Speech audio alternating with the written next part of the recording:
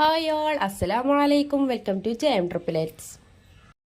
എണ്ണയിലൊന്നും മുക്കി പൊരിച്ചെടുക്കാതെ വളരെ എളുപ്പത്തിൽ തന്നെ ഉണ്ടാക്കിയെടുക്കാൻ പറ്റുന്ന ഒരു അടിപൊളി ഹെൽത്തി ആയിട്ടുള്ള ഒരു ബ്രേക്ക്ഫാസ്റ്റിൻ്റെ റെസിപ്പി ആയിട്ടാണ് ഞാൻ ഇന്ന് വന്നിട്ടുള്ളത്.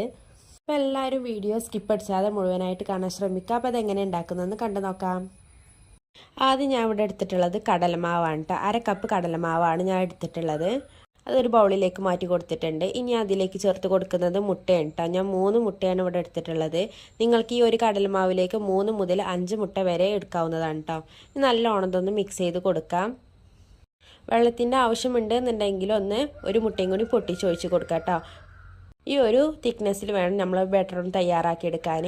ഇതിലേക്ക് കുറച്ച് വെജിറ്റബിൾസ് ആഡ് ചെയ്ത് കൊടുക്കാം. ആദ്യം ഞാൻ 1/2 കപ്പ് ചെറുതായിട്ട് അരിഞ്ഞ സവാളയായിട്ട് ചേർത്ത് കൊടുക്കുന്നത്. അതിനുശേഷം 3 ടേബിൾ സ്പൂണ് ക്യാരറ്റാണ്.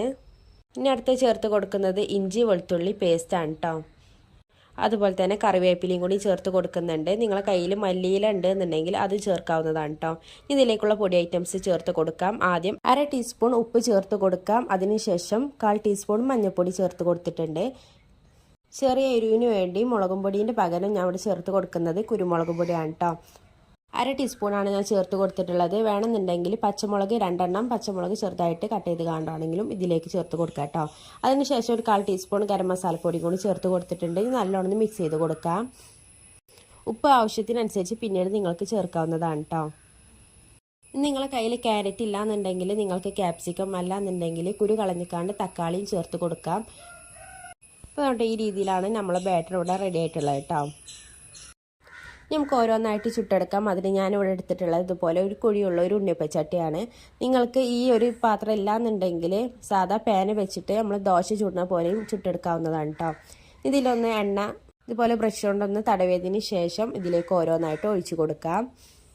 ഇതുപോലെയുള്ള ഒരു കുഴിയപ്പച്ചട്ടിയിലാണ് നിങ്ങൾ ഉണ്ടാക്കുന്നതെന്നുണ്ടെങ്കിൽ കുട്ടികൾക്കൊക്കെ ഒരുപാട് ഇഷ്ടമാവും കേട്ടോ. അതുപോലെ തന്നെ കാണാനും നല്ല ഭംഗിയായിരിക്കും. ഞാൻ ഓരോന്നായിട്ട് ഇതുപോലെ ഒന്ന് ഫില്ലിംഗ് ആക്കി കൊടുത്തിട്ടുണ്ട്. ലോ ടു മീഡിയം ഫ്ലെയിമിൽ ഇട്ടുകാണ്ട് വേണം കേട്ടോ അതൊന്ന് ചുട്ടെടുക്കാൻ. ഇതെല്ലാം ഒഴിച്ചതിന് ശേഷം ഒരു 2-3 മിനിറ്റോളം അടച്ചിട്ട് കാണൊന്ന് വേവിച്ചെടുക്കാം കേട്ടോ. അങ്ങനെയാണെന്നുണ്ടെങ്കിൽ അടിഭാഗം മുകൾ ഭാഗമൊക്കെ പെട്ടെന്ന് തന്നെ ഒന്ന് വെന്ത് വരും. ഇനി ജസ്റ്റ് ഒന്ന് മുകൾ ഭാഗം കൂടി വെന്ത് വരാനുണ്ട്. ഇനി മറിച്ചിട്ട് കാണ്ട് ആ ഭാഗം കൂടി ഒന്ന് പെട്ടെന്ന് തന്നെ ഒന്ന് വേവിച്ചെടുക്കാം.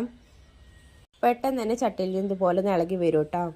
അതുകൊണ്ട് തന്നെ നമുക്ക് മറിച്ചിടാൻ വളരെ എളുപ്പം തന്നെ ആയിരിക്കും. ഇനി ഓരോന്നായിട്ട് ഇതുപോലെ ഒന്ന് മറിച്ചിട്ട് കൊടുത്തിട്ടുണ്ട്. മുകൾ ഭാഗം ഒരുപാട് ആകുന്നതിന് മുമ്പ് തന്നെ മറിച്ചിട്ട് കൊടുത്താൽ ആ ഭാഗത്തും കൂടി നമുക്ക് ഉണ്ണിയപ്പത്തിന് ഒരു ഷേപ്പ് കിട്ടും കേട്ടോ. ഇതാണ് ഓരോന്നായിട്ട് ഞാൻ ഇതുപോലെ ഒന്ന് ചുട്ടെടുത്തിട്ടുണ്ട് കേട്ടോ. ഈ രീതിയിലൊന്നായി വന്നിട്ടുണ്ട്.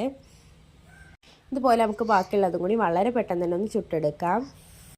നിങ്ങൾ കണ്ടിരിക്കുന്ന സമയത്ത് എൻ്റെ ഈ ചാനൽ ആദ്യമായിട്ടാണ് കാണുന്നതെങ്കിൽ ഒന്ന് സബ്സ്ക്രൈബ് ചെയ്ത് സപ്പോർട്ടാക്കുക. നിങ്ങളെ ഫ്രണ്ട്സിനും റിലേറ്റീവ്സിനൊക്കെ നമ്മളെ ചാനലൊന്ന് ഷെയർ ചെയ്തും കൂടി കൊടുക്കട്ടോ. ഈ വീഡിയോ നിങ്ങൾക്ക് ഇഷ്ടമാകുകയാണെന്നുണ്ടെങ്കിൽ ഒന്ന് ലൈക്കും കൂടി ചെയ്ത് സപ്പോർട്ടാക്കാനും കൂടി മറക്കരുത് കേട്ടോ. ഇതുപോലെ വളരെ പെട്ടെന്ന് തന്നെ ഉണ്ടാക്കിയെടുക്കാൻ പറ്റുന്ന ഒരുപാട് വിഭവങ്ങൾ ചാനലിൽ അപ്ലോഡ് ചെയ്തിട്ടുണ്ട്. അപ്പോൾ എല്ലാവരും ചാനലിൽ പോയി കണ്ടൊന്ന് വാച്ച് ചെയ്യുക. അപ്പോൾ ഓരോന്നായിട്ട് ഞാൻ ഇവിടെ ചുട്ടെടുത്തിട്ടുണ്ട്. ഈ രീതിയിലൊന്നായി വന്നിട്ടുണ്ട് കേട്ടോ. വളരെ എളുപ്പത്തിൽ തന്നെ ഉണ്ടാക്കിയെടുക്കാൻ പറ്റുന്ന ഒരു അടിപൊളി ബ്രേക്ക്ഫാസ്റ്റിൻ്റെ റെസിപ്പിയാണ്. ഇതിൻ്റെ ഉൾവശം കൂടി എങ്ങനെയാണെന്ന് കാണിച്ചു തരാം. നല്ല സോഫ്റ്റ് ആയിട്ടുള്ളൊരു അപ്പമാണ് കേട്ടോ. ഉൾവശം ഇതാക്കണം ഈ രീതിയിലായിരിക്കും ഉണ്ടാകുന്നത് കേട്ടോ. അപ്പോൾ നല്ല ഹെൽത്തി ആയിട്ടുള്ള ഒരു ബ്രേക്ക്ഫാസ്റ്റാണ്. അതുപോലെ തന്നെ കുട്ടികൾക്കൊക്കെ ഈവനിങ് സ്നാക്കായിട്ടും ഈ ഒരു റെസിപ്പി കൊടുക്കാവുന്നതാണ് കേട്ടോ. അപ്പോൾ ഇന്നത്തെ വീഡിയോ എത്രയുള്ള എല്ലാവർക്കും ഇഷ്ടമായെന്ന് വിചാരിക്കണോ? ഇഷ്ടമായിക്കണമെന്നുണ്ടെങ്കിൽ ഒന്ന് ലൈക്ക് ചെയ്ത് സപ്പോർട്ടാക്കുക. ഫീഡ്ബാക്ക് നമ്മൾ കമൻറ്റ് ബോക്സിൽ അറിയിക്കാം കേട്ടോ. നാളെ ഇൻഷാ അല്ലാഹ് മറ്റൊരു വീഡിയോ ആയിട്ട് വരാം. ബൈ. അസ്സലാമു അലൈക്കും.